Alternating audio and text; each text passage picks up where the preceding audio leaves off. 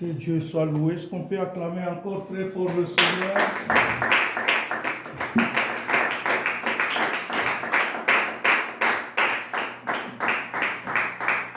Gloire à Jésus, gloire à notre Dieu, gloire à notre Père, gloire à notre Rédempteur. Gloire à Dieu. Amen, amen. Amen. Gloire à Dieu, gloire à Dieu, gloire à Dieu. Le micro nous a lâchés aujourd'hui.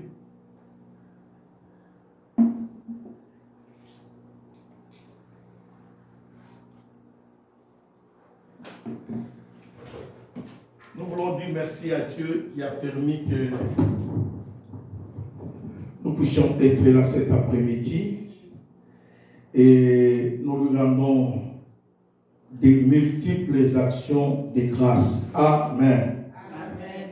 Bien-aimés, se lever ce matin en respirant, c'est une grâce de Dieu. Alléluia. Alors nous devons apprendre à être reconnaissants envers ces dieux. Amen. Amen. Nous voulons dire merci à Dieu pour cette 6e semaine que nous commençons aujourd'hui, la 6e semaine de notre programme de 80 jours. Et nous disons merci à tous ceux-là qui nous suivent, même en ligne et qui ne manquent jamais à ce programme de prière. Bien-aimés, des fois, quand nous entendons le témoignage à travers le monde, ça nous fait couler les larmes et nous comprenons que nous sommes dans le véritable. Dieu qui a voulu que ce programme se fasse est fidèle. Et il est fidèle, il est glorieux, que son nom soit béni à jamais. Aujourd'hui, nous commençons encore, nous continuons notre programme sur sortir des prisons sataniques. Et le thème que nous allons développer cette semaine, je crois, si Dieu nous fait grâce, nous continuerons encore la semaine prochaine, parce que c'est vraiment le sous-thème important, parce que nous commençons déjà la descente. Alléluia. Amen. Le sous-thème que nous allons développer cette semaine, c'est comment sortir des prisons. Nous avons parlé des prisons, mais maintenant nous sommes obligés de parler sur comment sortir. C'est vrai, tu t'es retrouvé que tu étais dans une prison. Nous voulons dire aussi merci à Dieu pour le témoignage de notre sœur. Pourquoi? Parce que vivre avec des personnes qui ne croient pas que tu es converti, c'est pas facile. Dites Amen le plus fort. Amen. Et surtout que ses parents sont des Québécois, les vrais Québécois des Souches. Dites Amen. Chaque jour ici, il achale. Où est-ce que tu vas? Tu vas à l'église. Est-ce que c'est vrai ça? Dites Amen. Amen. C'est le combat qu'elle a chaque jour avec ses parents. Mais quand son père commence à lui dire, est-ce qu'on peut prier pour que Dieu se serve des médicaments pour me guérir? Quand quelqu'un commence à demander même indirectement quoi? La prière, comprend qu'il a vu quelque chose, des changements en toi. Amen. Dites Amen le plus fort. Amen. Je vous ai toujours dit, bien aimé, il ne faut jamais arrêter de prier. Prie pour toi. Un jour, les gens te demanderont. Dites Amen. Amen. Même s'ils ne croient pas, ils finiront par dire, est-ce que ton Dieu peut faire quelque chose? Peux-tu prier pour moi? Mais moi, je ne vais pas prier. Mais toi, tu peux prier sur moi. Ça, c'est déjà un début de quelque chose. Alléluia. Amen. Si tu n'as jamais vécu cela, moi, je l'ai déjà vécu. Et j'ai vu un franc-maçon musulman de naissance me dire, pasteur, est-ce que ton Dieu là peut faire quelque chose pour mon ami? Oh, c'était pour lui qui demandait. Mais il est passé par son ami. Tu sais, dans le monde politique où nous sommes là, pasteur, ça ne marche pas toujours. Alors, est-ce que ton Dieu peut faire quelque chose parce que mon ami est menacé? Et son ami, c'était lui. C'est lui qui est président aujourd'hui au Togo. C'était son ami. Et là, j'étais en Côte d'Ivoire. Alléluia. Il dit, est-ce que tu peux prier pour mon ami? Et nous avons prié. Et Dieu a fait grâce, les choses se sont bien passées. Les dangers où il courait, le danger a été échappé. C'est lui qui est venu me raconter, ah, merci beaucoup, vraiment, je vois que ton Dieu a agi. Là, mon ami, là-bas, ça marche. Je dis, ok. Dites Amen le plus fort. Amen. Quelqu'un, quand tu es dans sa maison, si tu veux parler avec lui de Dieu, ne mets pas la Bible sur la table. Si tu mets la Bible sur la table, il te chasse. Parce que lui, il est musulman de naissance et franc-maçon de surcroît. Vous comprenez de ça?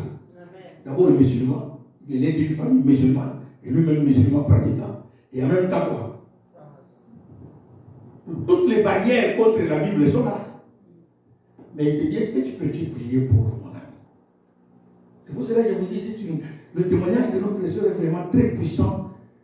Si tu as déjà compris, c'est qu'on t'a déjà demandé par quelqu'un qui ne croit pas, qui prie pour moi. Alléluia. Amen. Je disais que cet après-midi, nous allons parler de comment sortir de la prison. Il y a beaucoup de gens qui sont dans les prisons mais qui ne savent pas comment quoi sortir. Et cette semaine, aujourd'hui, demain lundi, mercredi et vendredi, on va encore continuer à parler sur cela. On va vous donner quelques principes qui vont nous permettre de sortir de la prison. Vu que nous avons différentes prisons, de la même manière que nous avons différentes prisons, c'est de la même manière aussi que la sortie est différente. Alléluia. Amen. Nous ne sortirons jamais de la même façon. C'est-à-dire qu'il faut connaître les principes qui vont te permettre de sortir de la prison. Parce que si tu ne les connais pas, tu risques de rester là éternellement. Avec les promesses de Dieu dans la bouche. Et tu meurs là. Alléluia. Amen. Nous allons mettre debout, nous allons faire deux lectures de la parole de Dieu. La première lecture, c'est dans Actes chapitre 16, versets 25 à 26. Actes chapitre 16, versets 25-26. Je lis au nom du Seigneur. Amen. Vers le milieu de la nuit, Paul et Silas priaient et chantaient les louanges de Dieu, et les prisonniers les entendaient. Tout à coup, il se fit un grand tremblement de terre, en sorte que les fondements de la prison furent ébranlés. Au même instant, toutes les portes s'ouvrirent et les liens de tous les prisonniers furent rompus. Parole du Seigneur. Amen. On prend le deuxième texte dans 2 Chroniques, chapitre 20. Deuxième livre des Chroniques, chapitre 20, le verset 6 à 12. Ce sera pas que je lis. 2 Chroniques 20, versets 6 à 12. Oui. Alors, je lis au nom du Seigneur. Amen. Et il dit, Éternel, Dieu de nos pères, n'es-tu pas Dieu dans les cieux? Et n'est-ce pas toi qui domines sur tous les royaumes des nations? N'est-ce pas toi qui as en main la force et la puissance et à qui nul ne peut résister? N'est-ce pas toi, ô notre Dieu, qui as chassé les habitants de ce pays devant ton peuple d'Israël et qui l'a donné pour toujours à la postérité d'Abraham qui t'aimait? Ils l'ont habité et ils t'y ont bâti un sanctuaire pour ton nom en disant, s'il nous survient quelque calamité, l'épée, le jugement, la peste ou la famine, nous nous présenterons devant cette maison et devant toi, car ton nom est dans cette maison. Nous crierons à toi du sein de notre détresse, et tu exauceras et tu sauveras. Maintenant voici, les fils d'Ammon et de Moab, et ceux de la montagne de Séhir, chez lesquels tu n'as pas permis à Israël d'entrer quand il venait du pays d'Égypte, car il s'est détourné d'eux et ne les a pas détruits. Les voici qui nous récompensent en venant nous chasser de ton héritage dont tu nous as mis en possession. Ô notre Dieu, n'exerceras-tu pas tes jugements sur eux? Car nous sommes sans force devant cette multitude nombreuse qui s'avance contre nous. Et nous ne savons que faire, mais nos yeux sont sur toi. Tout Juda se tenait debout devant l'Éternel avec leurs petits-enfants, leurs femmes et leurs fils. Alors l'Esprit de l'Éternel saisit au milieu de l'assemblée Jacaziel, fils de Zacharie, fils de Benaja, fils de Jéiel, fils de Mattania, lévite d'entre les fils d'Azaph. Amen. Amen. On s'arrête à 14, mais on devrait s'arrêter à 12. Alléluia. Est-ce qu'on peut acclamer très fort la parole de Dieu? Je disais que bien aimé, être en prison c'est une chose et sortir c'est une autre. Pour sortir, il faut avoir la volonté de sortir. Alléluia. Amen. Il faut avoir quoi? La volonté. Parce qu'il y en a des gens qui veulent eux-mêmes rester quoi? Dans la prison. Ils se contactent dans l'état dans lequel ils vivent. Ça c'est anormal. Anormal. Raison pour laquelle Jésus a dit, hein, venez à moi vous tous qui êtes quoi? Fatigués et chargés, je vous donnerai quoi? C'est pour dire que non, c'est toi-même d'abord, prends conscience de ton problème, comprends que je suis dans une situation quoi? Anormale et j'ai besoin de soutien. C'est celui qui est malade qui cherche le médecin. Amen. Alléluia. C'est celui qui est quoi? Malade qui cherche quoi? Le médecin. C'est le prisonnier qui a besoin de l'aide pour qu'on le fasse sortir de là. Il dit que j'en ai marre du lieu où je suis. Si toi-même tu ne prends pas conscience, bien-aimé, tu vas te retrouver comme Pierre en prison, rempli du Saint-Esprit, rempli des miracles de Dieu. Mais il était fatigué et endormi. Dites Amen. Amen. Pierre n'avait pas la volonté de sortir de la prison. Lisez très bien la Bible. Malgré qu'il était apôtre par excellence, quand on l'a jeté dans la prison, la Bible dit Pierre dormait.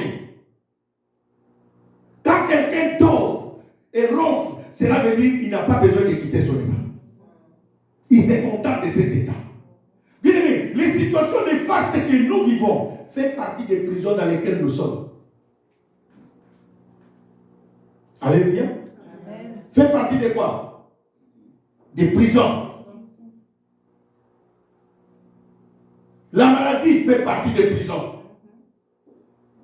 Le célibat fait partie des prisons. Le blocage fait partie de quoi? Des prisons.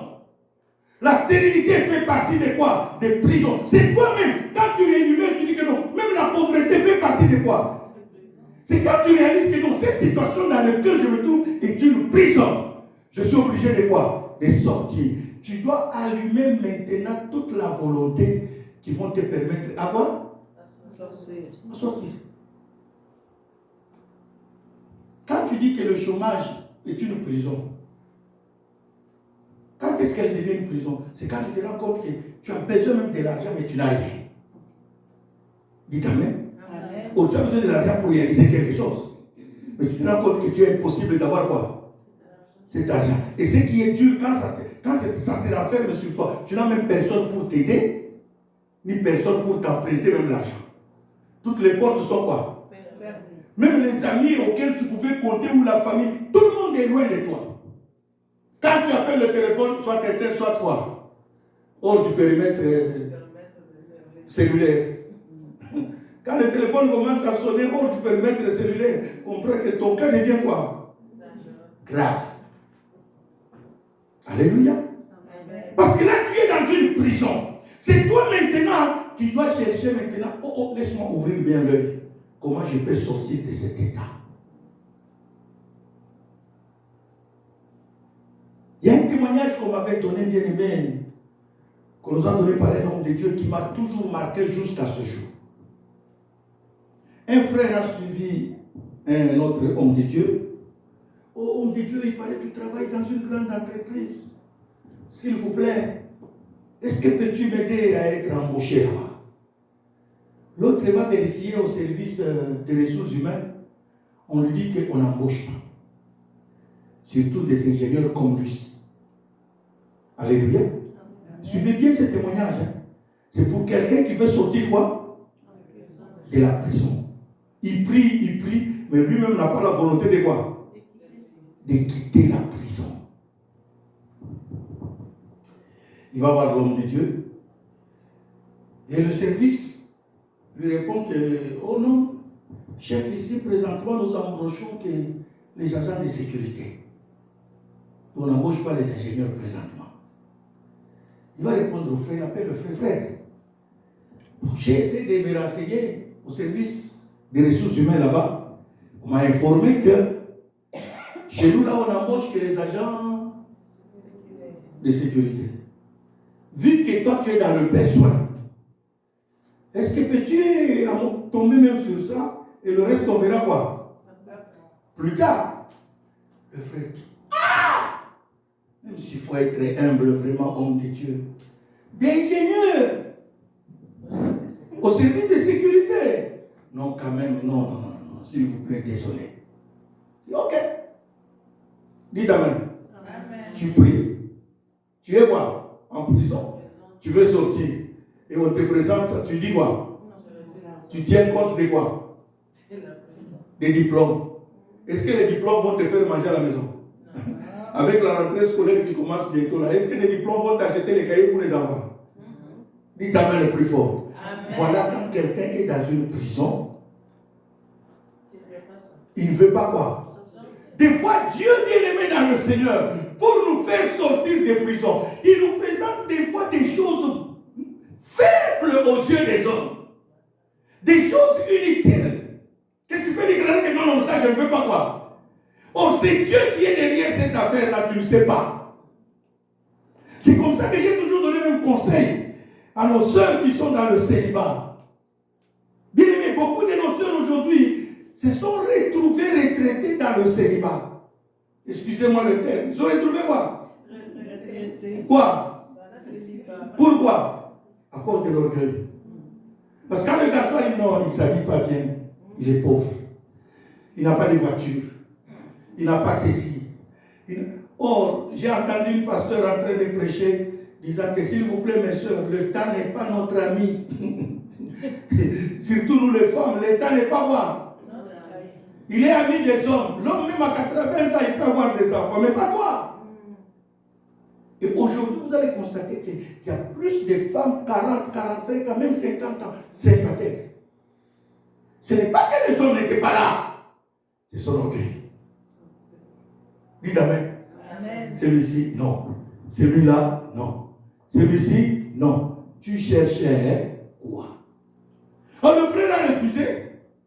Quelques jours, un autre frère ingénieur vient voir le même homme de Dieu. Mais homme de Dieu, est-ce que, il dit, mon ami, je viens de proposer ça à ton ami, à un autre frère membre de l'église, que lui, il a refusé. Je ne sais pas si toi aussi tu vas refuser quoi. Présentement, là, dans notre entreprise, là, si tu veux, je peux te faire une note maintenant. Tu vas, on t'embauche, mais on cherche que les agents de sécurité. Mais toi, tu es ingénieur civil. Comment on va faire? L'autre dit, papa, le diplôme ne me nourrit pas les enfants. Amen. Je préfère commencer là. Et je verrai ce que le Seigneur va faire demain. Ah bon? Il dit oui. Sur place, l'homme de Dieu lui a fait quoi? La note. Il lui a donné. Il est allé au service des ressources humaines. Sur place, embauché. Et demain, on lui dit, demain, tu te présentes avec ton sac parce que vous allez partir vers Inga là-bas en formation. Pour 3 mois. Il est parti en formation, comme dit. Sécurité. Écoutez le miracle de Dieu bien-aimé. Quand tu veux sortir dans la prison, anime-toi des principes qui vont te permettre de quoi? De sortir. C'est pas, tu seras sorcier de ta propre vie. Amen. Amen. Tu seras blocage de ta propre quoi? Vie. L'homme est parti en formation. Pendant qu'il est en formation, ici la compagnie a affiché qu'il cherche déjà à engager au poste de tel, mais avec les mentions ingénieur. Mais on embauche, on fait le recrutement à l'interne, pas à l'externe. En d'autres termes, on cherche ceux qui ont déjà quoi? Un numéro matricule. Bien aimé, le frère a quitté la formation de quoi? Directement dans un bureau climatisé. Est-ce que vous comprenez ça? Il a quitté quoi? La sécurité. La formation. Il n'a même pas travaillé un jour comme sécurité. Non, il était en pleine quoi? Au 2e mois de la formation. Il faut commencer le 3e mois de formation. C'est là qu'on les envoie même les messages là-bas que non, la compagnie est en train d'embaucher une telle personne, mais à l'intérieur, qui a tel niveau. On regarde l'ingénieur. Le monsieur dit, mais moi j'ai tous les profils. Il envoie la lettre. On lui dit que monsieur, tu es embauché. Quitte là-bas vite, viens vite. Il se présente le lendemain, travailler dans un bureau quoi. Pourquoi? Parce qu'il était animé, il connaissait le principe. Quand tu pries, le Saint-Esprit doit t'aider à t'éclairer comment quoi sortir. Amen. C'est comme ça que Paul et Silas le disent. Ce qu'on vient de le premier principe, bien aimé, c'est la prière. Si tu veux sortir de la prison, aime quoi? La prière. Paul et Silas, ils sont arrivés en prison. On les a arrêtés. Ils ont compris que ça, ce n'est pas notre quoi? Place. La Bible dit, vers le milieu de la nuit, ils ont commencé à quoi? À prier. Mais toi, on t'invite à la prière. Viens prier pour que tu saches comment sortir. Tu ne veux pas prier. Comment tu vas sortir? Comment tu vas voir? Sortir. Quand même le papa de notre soeur qui n'est pas chrétien, mais qui demande quoi? Il dit, est-ce que ton Dieu peut faire quelque chose? Peut-on prier pour que Dieu se serve des médicaments pour... Il a compris que non, il n'y a que Dieu qui peut. Est-ce que Dieu peut faire quelque chose? Alléluia. C'est parce qu'il a vu le changement dans sa vie. S'il n'avait pas vu le changement dans sa vie, il n'allait pas même pas demander quoi? La prière. Quand les gens qui ne prient pas comprennent que la solution est dans la prière, mais toi qui pries, tu ne comprends pas. Dieu est celui qui répond à toutes tes prières. Et la Bible déclare, oh toi qui écoutes, qui exauce nos prières, tous les hommes viendront à toi. Amen. Bien aimé, par la prière, tu peux sortir de la prison. Paul et Silas sont sortis de la prison, bien aimé. Ce n'est pas par autre chose. La prière. Dans la prière, il y a trois choses. Il y a la louange. Il y a l'adoration, il y a le requête, il y a la prière de combat aussi. Dites Amen. Amen. Il y a beaucoup de choses, on peut ajouter aussi beaucoup de choses là-dedans. La prière de louange, c'est cette prière où on dit merci à Dieu pour ce qu'il a fait dans notre vie. Dites Amen. Amen. La prière d'adoration, c'est cette prière qu'on fait à Dieu pour l'adorer de ce qu'il est. Combien il est grand. Dites Amen. Amen. Et la prière de requête, c'est cette prière qui nous permet de demander à Dieu. Comme Jésus l'a dit dans Matthieu, donne-nous aujourd'hui notre pain de ce jour. Mais la prière de combat, quand c'est la prière des prisons, ça c'est la prière de quoi? Des combats. Tu sais que tu as affaire avec le monde des ténèbres. Dites Amen plus fort. Amen. Et que tu es entré dans cette prison, pas parce que tu as commis le péché, mais c'est parce que les gens te jalousent. Les gens en veulent. Bien aimé, la prison, des fois la prison de nous, enfants de Dieu, ce n'est pas parce que tu as commis le péché quelque part, non. C'est différent avec la prison du monde. La prison du monde, tu as violé quoi? La loi. Cela veut dire tu as volé, tu as tué. Là maintenant le juge a dit, vu ça, vu telle loi, on te lit les articles, et nous décidons, voici la sentence. Alléluia. Amen. Mais la prière, la prison spirituelle, ce sont des prisons auxquelles tu n'as rien fait. Des fois c'est par jalousie que tu te retrouves là. Des fois c'est par innocence que tu te retrouves dans cette quoi? Prison. Tu ne sais pas qu'il y a des lois dans la famille qui ont été déjà faites pour te condamner à ne pas réussir. C'est ainsi que tu as besoin de connaître. Par la prière, Dieu va te révéler comme il a dit, invoque-moi, je te répondrai, je t'annoncerai des choses cachées, des choses que tu ne connais pas. Il dit, invoque-moi, je te répondrai. Tout c'est pour te dire que bien aimé, il y a sorte de prière. Maintenant, quand c'est comme le cas de Pierre et Paul et Silas, ils avaient besoin de la prière de combat. Parce qu'ils ont compris que nous avons affaire avec le monde des ténèbres. Là, il faut la prière de combat. C'est comme ça qu'ils ont commencé à prier. Et la Bible dit, au même instant, il y a eu un tremblement quoi? De terre. À tel assez que, pas seulement les chaînes de tous les prisonniers sont tombées, Mais les portes de la prison étaient quoi? Ouvertes. Dites Amen le plus fort. Amen. C'est pour dire que quand tu pries, les portes des prisons vont s'ouvrir et toi tu vas sortir. Amen. Deuxième principe qui peut te permettre de sortir de la prison, c'est la parole de Dieu. Dis-lui, tu es appelé à connaître la parole de Dieu. Quand tu connais la parole, s'il y a la chose auquel le diable a peur, c'est les hommes qui prient avec la parole. Quand tu pries avec la... Si le diable, Jésus a vaincu le diable, c'est parce que Jésus n'avait pas seulement la parole. Jésus avait aussi quoi? La prière. La Bible dit, le diable a attendu Jésus après le jeûne de 40 jours. C'est le dernier jour que le diable vient. Il dit, il est écrit. Tu peux transformer les pierres là en quoi? En pain. Jésus, avec la puissance de la prière, répond au diable, il est aussi quoi? Écrit. Que l'homme ne vivra pas quoi? De pain seulement, mais de toute parole. Bien aimé, quand tu pries, il faut avoir la parole de Dieu. Raison pour laquelle tu as besoin de connaître la parole de Dieu. Quand tu connais la parole de Dieu et que tu pries avec, c'est facile de sortir des prisons. C'est facile.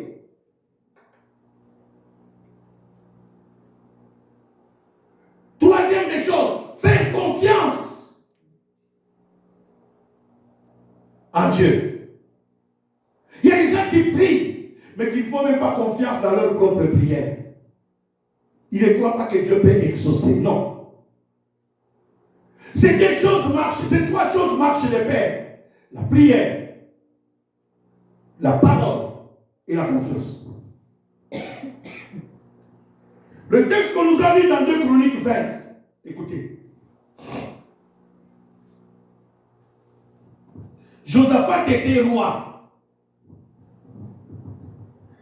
Et la Bible dit qu'il fut entouré par les Ammonites, les Moabites, les gens de la montagne de Séir. En d'autres termes, il s'est vu qu'il était quoi? En prison. Je lui dis, bien aimé, c'est toi-même qui dois motiver, qui doit créer la volonté de sortir. C'est toi-même. C'est quand toi-même tu réalises que non, le lieu où je me retrouve, la situation que je suis en train de vivre, c'est une situation quoi? Anormale. Donc j'ai besoin de la prière.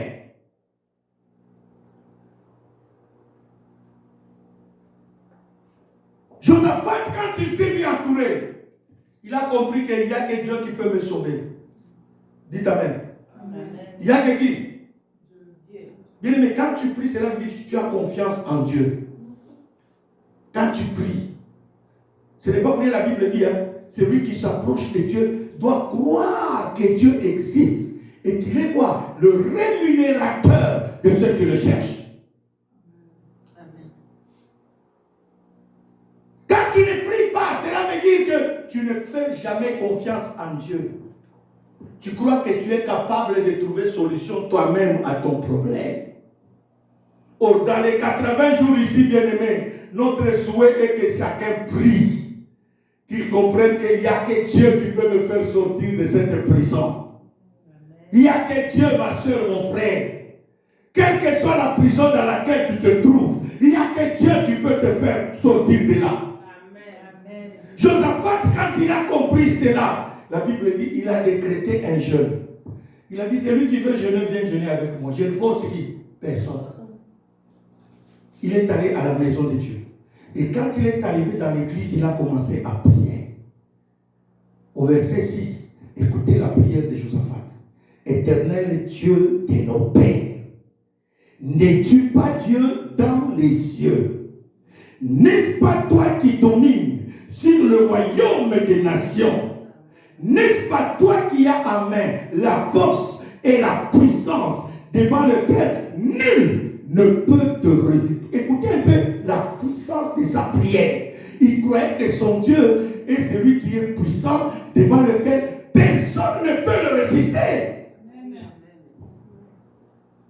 Quel est le Dieu que tu pries? Quel est le Dieu que tu pries? Josaphat connaissait son Dieu. Il dit, n'es-tu pas Dieu dans les cieux?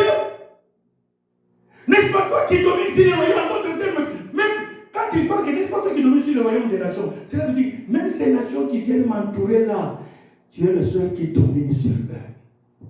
Alléluia. Amen. Tu es quoi? Le seul qui domine. Pas seulement tu domines, tu as en main la force et la puissance devant lesquelles personne ne peut te résister. Et écoutez maintenant la parole qui était dans sa bouche. Le verset 7 commence. N'est-ce pas toi qui nous as donné cette terre? Tu l'as donnée à nos pères. Et aujourd'hui, regarde ces gens chez lesquels tu n'as pas permis. Bien-aimé, il faut prier avec quoi? La parole de Dieu dans ta bouche. Tu dois, bien-aimé, chaque problème que nous avons a un verset de la Bible. A un verset dans la Bible. Que ce soit la maladie, tu dois dire, il est écrit, Seigneur, c'est par les meurtrissures de Jésus que nous sommes quoi? Guéris. Si c'est la pauvreté, il est écrit, vous serez riches, jamais quoi? Hein? Pauvre. En haut, jamais en bas.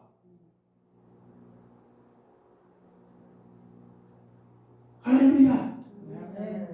Il y a pas mal de versets dans la Bible, bien-aimé, qui parlent des promesses de Dieu.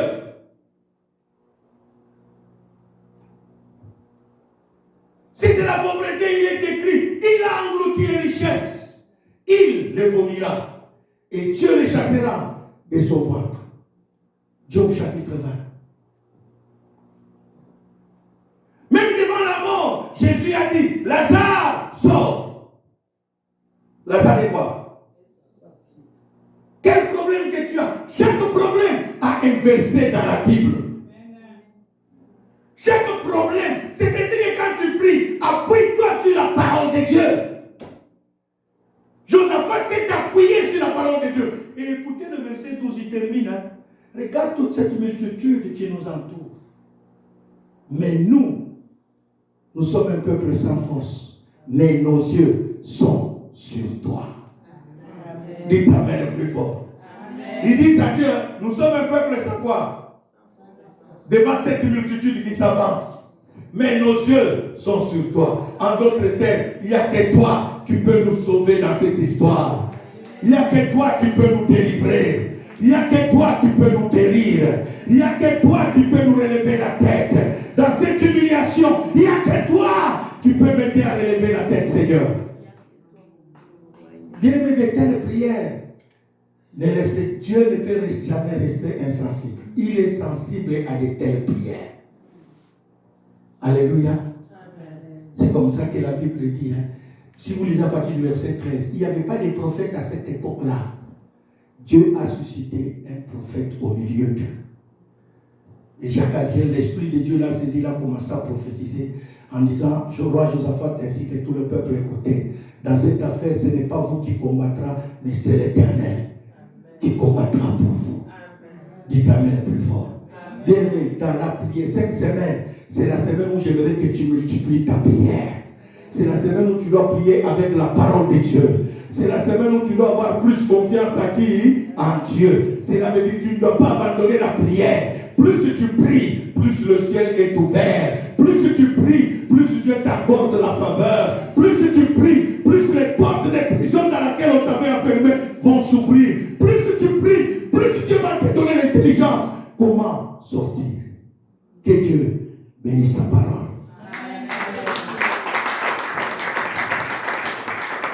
Mets-toi debout là où tu es. Élève les mains à l'air.